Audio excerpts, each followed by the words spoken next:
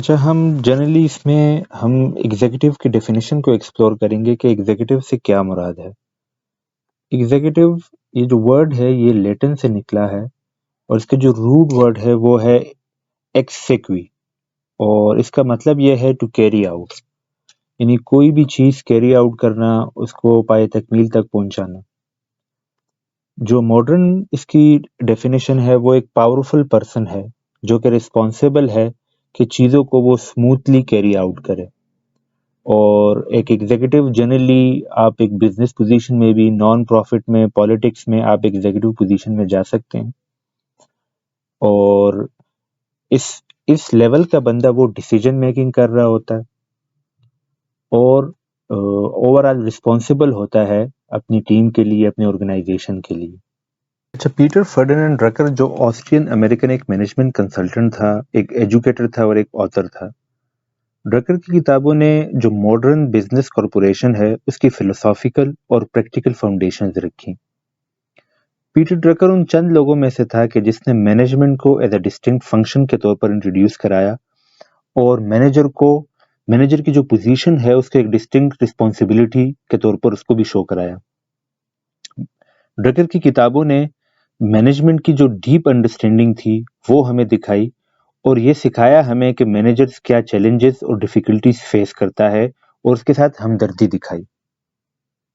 Drucker ہمیں یہ کہتا ہے کہ جو ہمیں ریسیوڈ اوپینین ہے یا جو کنونشنل وزڈمز ہے لیڈرز کے بارے میں، وہ یہ ہے کہ ان میں کیرزما ہونا چاہیے، لیکن پیٹر یہ کہتا ہے کہ یہ بات بالکل غلط ہے۔ وہ کہتا ہے کہ میں نے اپنے 65 سالہ کریئر میں جتنے چیف ایگزیکٹو آفیسرز کے ساتھ کام کیا ہے وہ اپنے کیریکٹرز میں بالکل ڈیفرنٹ تھے، اپنی پرسنالٹیز میں، اپنی ایٹیٹیوڈز میں، اپنے ویلیوز میں، اپنے اسٹرینثs میں اور ویکنیسز میں ان میں نمایاں فرق پایا جاتا تھا۔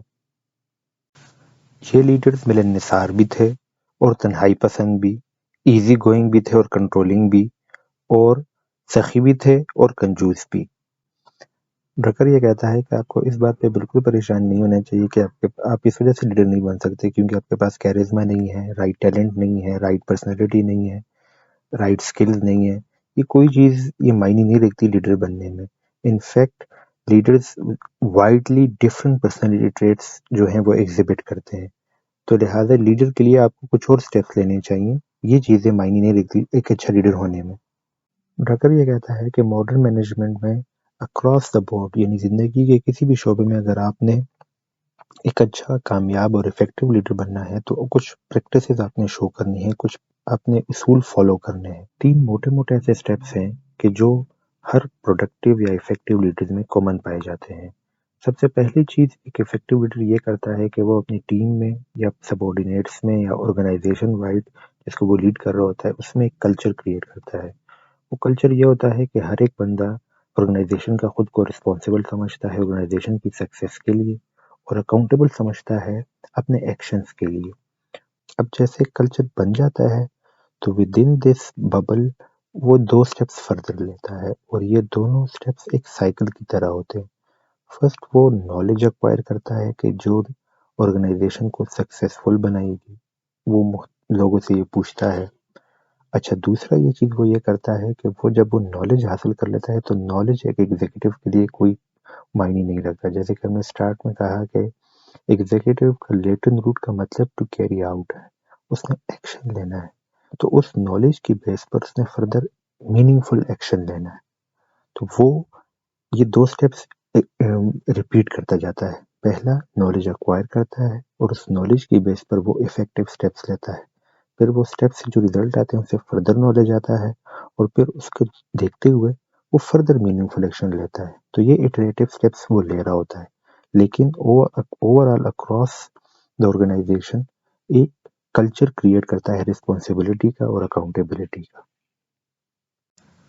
اچھا، اگر اس کو ہم سمرائز کریں تو ایک افیکٹو لیڈر سب سے پہلے ایک کلچر بناتا ہے رسپانسبلٹی کا اور اکاؤنٹیبلٹی کا، دوسرا وہ نالج ایکوائر کرتا ہے، اور تیسرا وہ اس نالج کی بیس پر میننگ فل ایکشن لیتا ہے۔ اب ہم ان 3 سٹیپس کو فردر ایکسپلور کریں گے۔ ڈرکر نے افیکٹو لیڈر بننے کے لیے ہمیں 8 پریکٹسز بتائی ہیں۔ وہ یہ 8 پریکٹسز اس سلائیڈ پہ لسٹ ڈاؤن ہے، میں ایک ایک سے گو تھرو ہوتا ہوں۔ سب سے پہلے وہ یہ کہتا ہے کہ آرگنائزیشن کے لیے سب سے زیادہ ضروری چیز کیا ہے، what needs to be done، اور دوسرا آپ نے یہ فوکس کرنا ہے کہ آرگنائزیشن کے لیے رائٹ کیا ہے۔ ضروری نہیں ہے کہ آپ نے وہ چیز دینی ہے کہ اسٹیک ہولڈرس کے لیے کیا ضروری ہے یا اونرس کے لیے کیا ضروری ہے، اس آرگنائزیشن کی سکسیس کے لیے کیا ضروری ہے۔ تو یہ جو دو سٹیپس ہیں، what needs to be done اور what is right for the organization، یہ آپ کو وہ نالج، آپ کے ان دو سوال کے آنسر سے آپ کے پاس وہ نالج آئے گا کہ جس کی بیس پر آپ میننگ فل ایکشن لیں گے۔ اچھا، اب آپ ایک میننگ فل ایکشن کیسے لے سکتے ہیں، اس کے فردر 4 پریکٹسز ہے۔ سب سے پہلے جب بھی آپ کا میننگ فل ایکشن ہوگا، اس کے لیے آپ نے ایکشن پلان بنانا ہوگا، اس کے بغیر آپ سٹیپ آگے نہیں بڑھا سکتے۔ اچھا، جو فورتھ پریکٹس ہے وہ یہ ہے کہ ہمیشہ آپ نے رسپانسبلٹی ایکسیپٹ کرنی ہے اپنے ایکشن کے لیے، بلیم گیم نہیں کرنا۔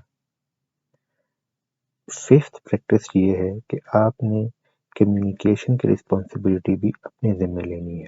کمیونیکیشن سے مراد یہ ہے کہ communication with your subordinate, with your peers اور ود یور سپیریئرس اور ود دا اسٹیک ہولڈرس، ان کا انپٹ، ان کو نالج یا جو آپ کے ڈیزائرڈ ریزلٹس ہیں وہ ڈسیمینیٹ کرنا، یہ ساری کی ساری کمیونیکیشن آپ کی رسپانسبلٹی ہے، اور افیکٹو مینیجر ہمیشہ یہ اسٹیپس لیتے ہیں۔ جو 6 اسٹیپ ہے وہ یہ ہے کہ آپ نے اپرچونٹی پہ فوکس کرنا ہے، پرابلمس کو نہیں دیکھنا، آپ نے ہمیشہ فوکس اپرچونٹی پہ رکھنا ہے، کیونکہ پرابلمس پہ فوکس کرنے سے آپ آرگنائزیشن کو آگے نہیں بڑھائیں گے، بلکہ جو اسٹیٹس کو ہے اس کو برقرار رکھ سکیں گے۔ تو لہٰذا کہ افیکٹو لیڈر چونکہ آرگنائزیشن کو آگے لے کر جاتا ہے، لہٰذا وہ فوکس اپرچونٹی پہ کرتا ہے rather than problems۔ تو یہ 4 اسٹیپس ہمیں میننگ فل ایکشن میں ہیلپ کرتے ہیں۔ ٹو ریکیپ، سب سے پہلے وہ ایکشن پلان بناتے ہیں، اس پلان کے تحت جو وہ ایکشن لیتے ہیں اس کی وہ کمپلیٹ رسپانسبلٹی اپنے سر پہ لیتے ہیں۔ تیسرا یہ کہ وہ جو پلان ہوتا ہے وہ کمیونیکیٹ کرنا، اس کے جو ڈیزائرڈ ریزلٹس ہیں اس کو اسٹیک ہولڈرس یا جو ایکشن لینے والے ہیں یا جو ڈاؤن دا لائن جو بھی اس پلان پہ جس نے فوکس کرنا ہے، جس نے اس پلان کو عمل میں لے کر آنا ہے، ان تک وہ کمیونیکیٹ کرنا اور ان سے واپس ان سے فیڈ بیک لینا، یہ ساری کی ساری لیڈر کی رسپانسبلٹی ہے۔ اور جو 6 پریکٹس ہے وہ یہ ہے کہ وہ اپورچونیٹیز پہ فوکس کرتے ہیں، پرابلمس پہ فوکس نہیں کرتے۔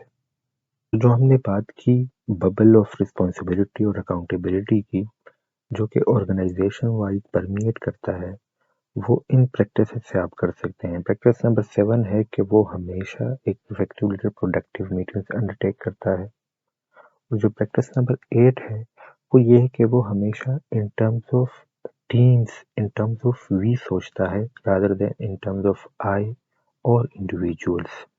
تو یہ دو پریکٹسز ہیں، یہ اوور آل آرگنائزیشن میں کلچر کریٹ کرتی ہے رسپانسبلٹی کا اور اکاؤنٹیبلٹی کا۔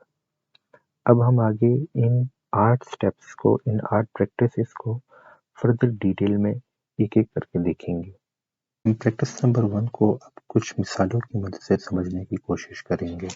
ایک مشہور امریکن پریزیڈنٹ ہیری ٹرومین 1945 میں، یعنی تقریباً دوسری جنگ عظیم کے ختم ہونے کے بعد یو ایس کا پریزیڈنٹ بنا۔ جیسے ہی وہ پریزیڈنٹ بنا، اس نے سب سے پہلے خود سے یہ سوال کیا کہ what needs to be done۔ تو اس کو ریئلائز ہوا کہ سب سے پہلے اس نے فورن افیئرس کو ڈیل کرنا ہے، جو ان کی ایبسولوٹ پرائیورٹی ہے۔ اس نے اپنے دن کو ایسے آرگنائز کیا کہ سب سے پہلے وہ بریفنگ لیتا تھا فورن پالیسیز پر سیکرٹری سے، سیکرٹریز آف اسٹیٹ سے بھی اور ڈیفینس سے بھی۔ اچھا، اس کا ریزلٹ کیا نکلا کہ وہ امریکن ہسٹری میں سب سے افیکٹو پریزیڈنٹ رہا ہے ان ٹرمز آف فورن افیئرس اور ڈیلنگ ود اسٹیٹس۔ اس کی وجہ سے اس نے جو کمیونزم کا اس زمانے میں ایک آگ پھیل رہی تھی یورپ میں اور ایشیا میں، اس کو کنٹین کیا، اس آگ کو بجھایا، اور پھر مارشل پلان کے تحت، جس کے تحت امریکہ نے یورپ کو، جو کہ جنگ کی وجہ سے وہاں کافی غربت پھیل گئی تھی، ان کی امداد کی، اور آگے یورپ میں آنے والے 50 سال تک اس نے ایک اکنامک گروتھ پرووائڈ کی۔ مثال جیک ویلچ کی ہے، وہ ایک مشہور زمانہ کمپنی جنرل الیکٹرک کا سی ای او رہا ہے تقریباً 20 سال۔ جو اس کا جواب ملا what needs to be done کا، اس نے وہ بزنس ختم کیے جہاں جنرل الیکٹرک مارکیٹ کے ٹاپ پر نہیں تھی یا مارکیٹ لیڈر نہیں تھی۔ جیک ویلس نے وہ بزنس ختم کیے اور ان کی جگہ فوکس کیا ان بزنسز پر جہاں جنرل الیکٹرک مارکیٹ لیڈر تھا اور اس کے لیے فردر گروتھ اپرچونٹی بھی اویلیبل تھی۔ جب بھی آپ خود سے یہ کویسچن کریں گے what needs to be done تو اس کے جو جواب میں آپ کے پاس ضروری نہیں ہے کہ ایک ہی آنسر آئے، بلکہ آپ کے پاس ایک دو تین جواب اس کے آ سکتے ہیں یا ایک لسٹ آ سکتی ہے۔ ایک اچھا لیڈر یہ کرتا ہے کہ صرف ان میں سے ایک ٹاسک اٹھاتا ہے اور اس پہ فوکس کرتا ہے۔ اگر بہت ہی کوئی آؤٹ کلاس کا لیڈر ہو تو وہ میکسیمم 2 ٹاسک پہ فوکس کرتا ہے، اس سے زیادہ وہ نہیں کر سکتا، ورنہ وہ ٹاسک اچیو کرنے میں فیل ہو جاتا ہے۔ لہٰذا ایک اچھا لیڈر یہ بھی دیکھتا ہے کہ اس لسٹ میں سے وہ ایک ٹاسک اٹھاتا ہے جس کو وہ خود کر سکتا ہو اور باقی ٹاسک کو ڈیلیگیٹ کرتا ہے۔ لہٰذا وہ ڈیلیگیشن ایک سکل ہے جو کہ ایک لیڈر کو آنی چاہیے، اور وہ یہ اسے پتہ ہونا چاہیے کہ کون سے ٹاسک میں وہ خود اسکلفل ہے اور کون سی چیزیں وہ ڈیلیگیٹ کر سکتا ہے۔ افیکٹو لیڈر جب بھی پریکٹس نمبر 2 میں یہ سوال کرتے ہیں کہ what is right for the organisation, تو ان کے ذہن میں یہ شیئر ہولڈرز، اونرز یا اسٹاک پرائس یا امپلائیز نہیں ہوتے، بلکہ وہ انہیرنٹلی دیکھتے ہیں کہ اوور آل آرگنائزیشن کے لیے کون سی چیز بہتر ہے۔ وہ یہ سمجھتے ہیں کہ share holders, employees, executive, stake holders یہ امپورٹنٹ بندے ہیں، لیکن ان کا یہ بھی ذہن ہوتا ہے کہ الٹیمیٹلی جو چیز آرگنائزیشن کے لیے صحیح نہیں ہوگی وہ ان اسٹیک ہولڈرز کے لیے بھی صحیح نہیں ہوگی۔ لہٰذا ان کو جو پرائم امپورٹنس ہے وہ ہمیشہ آرگنائزیشن کو دیکھتے ہیں اور یہ دیکھتے ہیں کہ آرگنائزیشن کے لیے کون سی چیز بہترین ثابت ہوگی۔ ڈیو پونٹ ایک فیملی اون بزنس تھا، اس کے ٹاپ مینیجرز ایک فیملی ممبرز تھے سارے۔ انہوں نے یہ پالیسی اپنائی کہ جو بھی ہمارے میل ڈسینڈنٹس ہوں گے ان کو کمپنی میں جاب ملے گی، لیکن صرف انٹری لیول۔ اس کے بعد جو بھی وہ آگے بڑھیں گے اپنی کارکردگی، اپنی محنت اور اپنی سکلز کے لیول پر بڑھیں گے، ان کو پرائیورٹی حاصل نہیں ہوگی آگے بڑھنے میں۔ ایک برٹش کمپنی تھی جے لیونز اینڈ کمپنی، جن کا ایگزیکٹلی اسی طرح کا کرائٹیریا ہوتا تھا کہ فیملی ممبرز کو صرف انٹری لیول جاب ملتی تھی، اور اگر وہ اس میں اچھی کارکردگی دکھائیں تو تب وہ ان کی پرفارمنس کی بیس پر ان کو ترقی دی جاتی تھی۔ اس کے علاوہ ان کو کوئی اسپیشل پریویلیجز حاصل نہیں ہوتے تھے، لہٰذا وہ ڈیسیجنز لیتے تھے جو کہ آرگنائزیشن کے لیے اچھا ہو، نہ کہ جو ان کے ڈسینڈنٹ یا اونرز ہیں یا جو فیملی ممبرز ہیں ان کے لیے اچھا ہو، بلکہ انہیرنٹلی آرگنائزیشن کا دیکھتے تھے کہ آرگنائزیشن کے لیے کیا چیز بہتر ہے۔ اس سوال کا جواب ڈھونڈتے ہوئے کہ what is right for the enterprise, what is right for the organisation, ضروری نہیں ہے کہ ہم ہمیشہ بہترین جواب تک پہنچ پائیں یا بہترین لائحہ عمل ہمارے سامنے ہو۔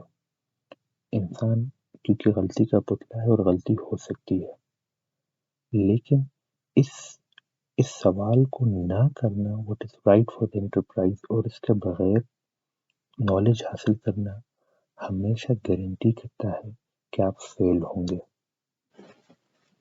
اب ہم پریکٹس کو دیکھیں گے جن کی مدد پہ ہم میننگ فل ایکشن لیں گے۔ پریکٹس نمبر 3 یہ ہے کہ آپ نے ایک ایکشن پلان پریپیئر کرنا ہے۔ اس میں آپ نے دیکھنا ہے کہ جو میں ایکشن پلان لوں گا اس کے ڈیزائرڈ ریزلٹ کیا ہوں گے، ان ڈیزائرڈ ریزلٹ کی ڈیڈ لائن کیا ہوگی، آیا وہ 1 سال میں کمپلیٹ ہوں گے، 2 سال میں، 2.5 سال میں، اور کیا میں ان ریزلٹس کو کس حد تک خود کو کمٹ کر سکتا ہوں، اور جو میں ریزلٹ چاہتا ہوں کہ آیا وہ ریزلٹس ایتھیکل ہیں، کیا وہ آرگنائزیشن میں ایکسیپٹیبل ہوں گے اگر ہم اس ریزلٹس کو اچیو کر لیتے ہیں، کیا وہ لیگل ہوں گے، کیا وہ ریزلٹ کا اچیو کرنا آرگنائزیشن کی مشن کے ساتھ کمپیٹیبل ہے، آرگنائزیشن کے کلچر کے ساتھ اور پالیسیز کے ساتھ کیا وہ کمپلائنس میں ہے۔ اگر ان سب کا جواب ہمیں ہاں میں ملے تو ضروری پھر بھی نہیں ہے کہ آپ ایکشن پلان افیکٹو ہو، لیکن اگر آپ ان ریسٹرینٹس کو، جو مشن ہے، آرگنائزیشن کا کلچر ہے، ویلیوز کو، اس کو وائلیٹ کریں گے تو آپ کا ریزلٹ جو ہوگا وہ انفیکچوئل ہوگا اور غلط بھی ہوگا۔ ایکشن پلان کو بناتے ہوئے یہ چیز آپ نے ذہن میں رکھنی ہے کہ جو آپ کا ایکشن پلان ہے یہ اسٹیٹمنٹ آف انٹینشن ہے رادر کہ statement of commitment. Action plan کوئی کمٹمنٹ نہیں ہے بلکہ یہ ارادوں کا ظاہر کرتا ہے. یہ کوئی آپ کا اسٹریٹ جیکٹ نہیں ہے یا کوئی بلو پرنٹ نہیں ہے جس کو فالو کرتے ہوئے آپ کو کامیابی حاصل ہو جائے گی. اس کو آپ نے گاہے بگاہے ریوائز کرنا ہے کیونکہ ظاہر ہے جب آپ ایکشن پلان کو فالو کریں گے تو آپ کو کسی چیز میں کامیابی ہوگی کسی میں ناکامی ہوگی تو اس کو دیکھتے ہوئے آپ نے اس کو دوبارہ ریوائز کرنا ہے کیونکہ ضروری نہیں ہے کہ جس وقت آپ نے ایکشن پلان بنایا ہو اور آپ جب اس پر عمل درآمد کر رہے ہوں تو آپ کی بزنس انوائرمنٹ اس طرح کا ہو، مارکیٹ اس طرح کا ہو، لوگ اس طرح کے ہوں. یہ ساری چیزیں چینج ہو سکتی ہے تو اس لیے آپ کا ایکشن پلان فلیکسیبل ہونا چاہیے. آپ کے ایکشن پلان میں اس کا ریویژن کا کوئی طریقہ ضرور ہونا چاہیے جہاں پر آپ اپنے ریزلٹس کو اپنے جو آپ کا پلان ہو اس کے ساتھ آپ ایکسپیکٹیشن ہو اس کے ساتھ آپ چیک کر سکیں. اور افیکٹو لیڈرز ہمیشہ اپنے پلان میں اس چیز کا پروویژن رکھتے ہیں. فار ایگزامپل اگر آپ کا 2 سال کا پلان ہے تو آپ نے 1 سال کے اینڈ پر یہ دیکھنا ہے کہ میرا جو پلان تھا اس کے اگینسٹ ریزلٹس کیا کہہ رہے ہیں اور دوسرا اس پلان کے اینڈ ہونے پر تاکہ جو آپ 2 سال بعد نیکسٹ پلان بنا رہے ہوں اس میں آپ وہ چیزیں انکارپوریٹ کریں جو آپ نے پہلے پلان سے سیکھی ہوئی. سر کے ایک ایکشن پلان بنا چکے ہیں جس میں یہ ساری چیزیں آپ نے انکارپوریٹ کر لی ہیں تو اس کے بعد آپ نے یہ ایک افیکٹو لیڈر یہ کرتا ہے کہ اس پلان کو دیکھتے ہوئے اپنی ٹائم مینجمنٹ کرتا ہے کیونکہ ٹائم سب سے جو اسکیئرس ریسورس ہے کسی بھی ایگزیکٹو کے لیے وہ اس کا ٹائم ہے اور organisation generally mostly time waste کرتی ہیں. یہ ایکشن پلان آپ کو ایک بہت اچھا گائیڈنگ پرنسپل بتاتا ہے کہ کون سی چیز یوز لیس ہے اور کون سی چیز پر آپ نے زیادہ ٹائم اور ایفرٹ اسپینڈ کرنی ہے. نیپولین کے بارے میں کہا جاتا ہے کہ اس نے کہا ہے کہ کوئی بھی جو آپ کا پلان ہوتا ہے جیسے ہی آپ کی لڑائی شروع ہوتی ہے تو آپ کا وہ پلان فیل ہو جاتا ہے لیکن اس کے باوجود نیپولین نے پلان کرنا نہیں چھوڑا بلکہ وہ ایک جنگ کے بعد دوسرے جنگ میں زیادہ میٹیکولیسلی اور زیادہ ڈیٹیل سے پلاننگ کرتا تھا کیونکہ جب آپ پلاننگ نہیں کر رہے تو آپ کا ایگزیکٹو جو ہے وہ حالات کا قیدی بن جاتا ہے. He becomes a prisoner of events. لہذا آپ کا ایکشن پلان ڈرا اپ کرنا بہت ضروری ہے. جب آپ ایک ایکشن پلان بنا چکے ہیں اب اگلی باری آتی ہے اس پہ ایکشن کرنے کی. اس میں ہم پریکٹس نمبر 4 کی طرف جاتے ہیں جس میں ہم رسپانسبلٹی کو انڈرٹیک کرتے ہیں اپنے ڈیسیجن میکنگ کی. ڈیسیجن میکنگ میں آپ نے تب تک یہ ڈیسیجن نہیں لینا جب تک آپ کے پاس یہ 4 چیزیں واضح نہ ہو. ایک تو یہ کہ جس بندے کا نام ہو اس ڈیسیجن پر کہ جو اس ڈیسیجن کے لیے اکاؤنٹیبل ہو. اچھا جو ڈیسیجن لینا ہے اس کی ڈیڈ لائن کیا ہے. وہ لوگ جو اس ڈیسیجن سے افیکٹ ہوں گے ان کو اس ڈیسیجن کے بارے میں پتہ ہونا چاہیے یا اپروو کریں وہ اس ڈیسیجن کو اور اگر اپروو نہ کریں تو اس کو اسٹرانگلی اپوز ایٹ لیسٹ نہ کریں. اور ان لوگوں کو بھی پتہ ہونا چاہیے کہ جن کا ان کو ڈائریکٹلی اس ڈیسیجن سے افیکٹ تو نہیں پڑتا لیکن ان کے اس ڈیسیجن کا علم ہونا بڑا ضروری ہے. اچھا بہت سارے ڈیسیجن اس وجہ سے فیل ہو جاتے ہیں کیونکہ یہ وہ 3-4 اسٹیپس فالو نہیں ہوتے. لہٰذا ان 4 اسٹیپس کا فالو ہونا بڑا ضروری ہے اور یہ آرٹ آف ڈیسیجن میکنگ ہے. اچھا ڈرکر یہ کہتا ہے کہ اس کا ایک 30 سال سے ایک کلائنٹ تھا جو ایک جاپانیز پارٹنر کے ساتھ جوائنٹ وینچر میں انٹر ہوا لیکن اس کو اپنی جاب اس وجہ سے ہاتھ دھونے پڑے اپنی جاب سے کیونکہ اس جیوی میں اس نے ایک ایسے بندے کا انتخاب نہیں کیا تھا جو کہ پرچیزنگ ایجنٹس کو یہ بتا سکے کہ کیا انہوں نے پرچیزنگ میٹرکس میں کرنی ہے یا نان میٹرک سسٹم میں. ڈیسیجن میکنگ میں اس ڈیسیجن کا ریویو ہونے کا ایلیمنٹ بہت زیادہ ضروری ہے کہ وہ ڈیسیجن ریویو ایلیمنٹ اس میں ہو. یہ بعض اوقات ایک پور ڈیسیجنز ریویو کی وجہ سے ایک اچھے ڈیسیجن میں ثابت ہو سکتا ہے. اچھا جو افیکٹو لیڈرز کے لیے سب سے زیادہ امپورٹنٹ ڈیسیجن ریویو کرنا ہوتا ہے وہ ہے ایچ آر ریلیٹڈ. جب آپ کسی پوزیشن پر کسی بندے کو ڈالتے ہیں تو ریسرچ سے ثابت کرتی ہے کہ 33% لوگ جو ہیں اس میں فیل ہو جاتے ہیں نئی پوزیشن میں. 33% لوگ جو ہیں وہ نہ پازیٹیو آؤٹ کم شو کرتے ہیں نہ نیگیٹو، اور 33% لوگ کامیاب ہوتے ہیں۔ اس چیز کو ذہن میں رکھتے ہوئے جب لوگ کسی پوزیشن میں کامیاب نہیں ہوتے تو ایگزیکٹو یہ سمجھتا ہے کہ یہ اس بندے کی غلطی نہیں ہے، بلکہ ایگزیکٹو نے اس بندے کو پوزیشن پہ پروموٹ کرتے ہوئے ایک مسٹیک کی، اور وہ اس مسٹیک کو اون کرتا ہے۔ اس کا یہ مطلب ہرگز نہیں کہ افیکٹو لیڈر لوگوں کی اکاؤنٹیبلٹی نہیں کرتا، انفیکٹ وہ اسٹرکٹلی لوگوں کو اکاؤنٹیبل ٹھہراتا ہے۔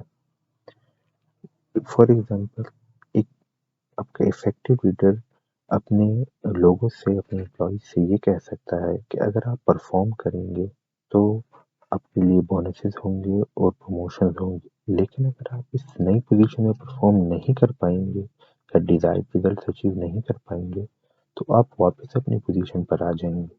اور یہ جو ڈیموشن ہے یہ بہت ہی افیکٹو ٹول ہے۔ اس طرح آپ کی نئی پوزیشن میں وہی لوگ آتے ہیں کہ جو اپنی سیف اور کمفرٹیبل جابس کو چھوڑ کر رسک لینے والے ہوں۔ پوزیشن کی سکسیس ہے وہ ڈیپینڈ کرتی ہے اس امپلائی کی ولنگنیس پر کہ وہ یہ ایسے چانسز لے، اور اسی طرح آپ کے جو آپ کے ڈیزائرڈ ریزلٹس ہیں وہ اچیو ہو سکتے ہیں۔ جو ایک سسٹمک ڈیسیژن ریویو سسٹم ہے وہ ایک بہت ہی پاورفل سیلف ڈیولپمنٹ ٹول بھی ہے، کیونکہ جب آپ ڈیسیژنس کو ریویو کر رہے ہوتے ہیں تو آپ کو اندازہ ہو رہا ہوتا ہے کون سی جگہ آپ کی اسٹرینتھ کی ہیں، کون سی آپ کی جگہ ویکنیسز کی ہیں، کون سی ایسے ایریاز ہیں کہ جہاں آپ کے ڈیسیژنس آپ کی نالج کو اور آپ کی اسکلس کو ریفلیکٹ کرتے ہیں، اور بہت سارے ایسے ڈیسیژن ریویو سسٹم آپ کو یہ ریویل کرتے ہیں کہ یہ آپ کی ایکسپرٹیز والی ایریا نہیں ہے، لہٰذا آپ یا تو اس کو پالش اپ کرتے ہیں یا وہ ایریا ڈیلیگیٹ کر لیتے ہیں کسی ایکسپرٹ کو اور فوکس کرتے ہیں اس چیز پر جہاں آپ کی اپنی ایکسپرٹیز ہو۔ افیکٹو لیڈرس کو اس بات کا اندازہ ہوتا ہے کہ جو آپ کی ڈیسیژن میکنگ ہے یہ صرف ایگزیکٹو لیول پر نہیں ہوتی، بلکہ آرگنائزیشن کے ہر لیول پر لوگ، آپ کے امپلائیز کچھ نہ کچھ ڈیسیژن میکنگ کر رہے ہوتے ہیں، اور خاص طور پر نالج بیسڈ آرگنائزیشن کے لیے اس ڈیسیژنس کی کوالٹی کو بہتر کرنا بہت ہی کرٹیکل ہوتا ہے آرگنائزیشنل سکسیس کے لیے۔ اچھا، پریکٹس نمبر 5 پر آتے ہیں، اور یہ پریکٹس ہمیں یہ بتاتی ہے کہ ایک افیکٹو لیڈر جو ہوتا ہے وہ اپنی کمیونیکیشن کا ماسٹر ہوتا ہے۔ اس سے مراد یہ ہے کہ وہ 360 ڈگری انفارمیشن کا فلو چاہتا ہے، وہ اپنے پلانس شیئر کرتا ہے اپنے پیئرس کے ساتھ، سپیریئرس کے ساتھ، سبورڈینیٹس کے ساتھ، اور ان سے فیڈ بیک ایکسپیکٹ کر رہا ہوتا ہے۔ اچھا، اسی کے ساتھ ساتھ وہ اپنے انفارمیشن کو جو اس کو چاہیے اس کو ڈیزائن کرتا ہے، اور اپنی انفارمیشن نیڈ کو بھی شیئر کرتا ہے سبورڈینیٹ کے ساتھ۔ تو لہٰذا سبورڈینیٹ کو پتہ ہوتا ہے کہ باس کو کس قسم کی انفارمیشن کس وقت کہاں پر اور کس فارمیٹ میں دینی ہے۔ نارملی لوگ ایگزیکٹو سے یہ ایکسپیکٹ کرتے ہیں کہ سبورڈینیٹ اس کو انفارمیشن دے گا، اور سبورڈینیٹ کا information flow to the executive monitor اور فلٹر کیا جاتا ہے، لیکن اس چیز یہ بھی ایکولی اتنا ہی امپورٹنٹ ہے کہ جو انفارمیشن آپ کے ایگزیکٹو کے سبورڈینیٹ کو آ رہی ہے وہ کس کوالٹی کی انفارمیشن ہے اور اس میں کیا ریکوائرڈ ہے۔ چیسٹر برنارڈ نے 1938 میں کلاسیکل کتاب لکھی the functions of the executive. اس میں اس نے یہ بتایا کہ کسی آرگنائزیشن پر کنٹرول اس کی اونرشپ یا کمانڈ سے نہیں آتا، بلکہ انفارمیشن ایکسچینج، اور جس کے پاس انفارمیشن ہوگی وہی اس آرگنائزیشن کو کمانڈ کر پائے گا، اس کو لیڈ کر پائے گا۔ ہمارے ہاں یہ اصول سمجھا جاتا ہے کہ جو انفارمیشن اسپیشلسٹ ہو اسی کے پاس وہ انفارمیشن ہونی چاہیے، حالانکہ ایسا نہیں ہے۔ ہر ایگزیکٹو کو اپنی انفارمیشن نیڈس کو ڈیفائن کرنا چاہیے، اور یہ انفارمیشن نیڈس اس کو ڈسیمینیٹ کرنی چاہیے اکراس دا آرگنائزیشن، اور جب تک اس کو انفارمیشن نیڈس فلفل نہ ہو سکے اس وقت تک اس کے لیے ایفرٹ کرنی چاہیے اس انفارمیشن کو حاصل کرنے کے لیے۔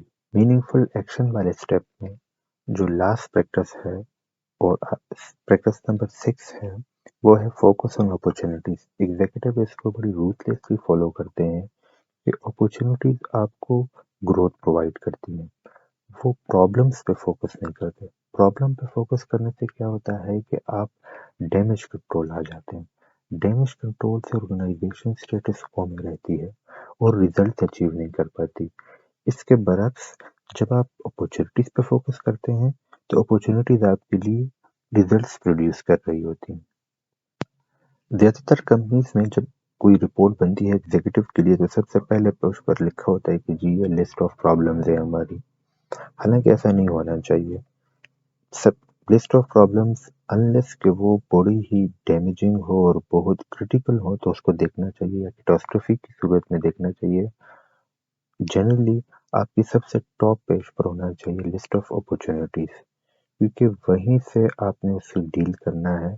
और जब तक अपॉर्चुनिटीज के साथ आप फुलफिल कंप्लीटली डील नहीं कर पाते तब तक प्रॉब्लम्स पे नहीं जाना चाहिए। फोकस ऑन अपॉर्चुनिटीज का प्रैक्टिस है। इसमें जो सबसे इम्पोर्टेंट ये है कि एग्जीक्यूटिव जनरली अपने जो उनके टॉप लेवल के एम्प्लॉयज होते हैं वो उनको प्रॉब्लम सॉल्विंग पे लगा देते हैं।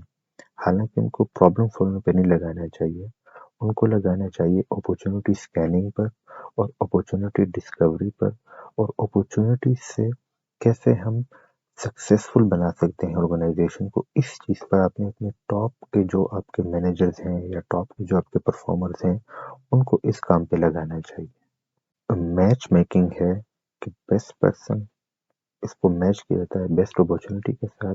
ये जापानीज में बाकायदा एक प्रैक्टिस है जापानीज बिजनेस में। जापानीज बिजनेस की सक्सेस का ये बहुत बड़ा राज है।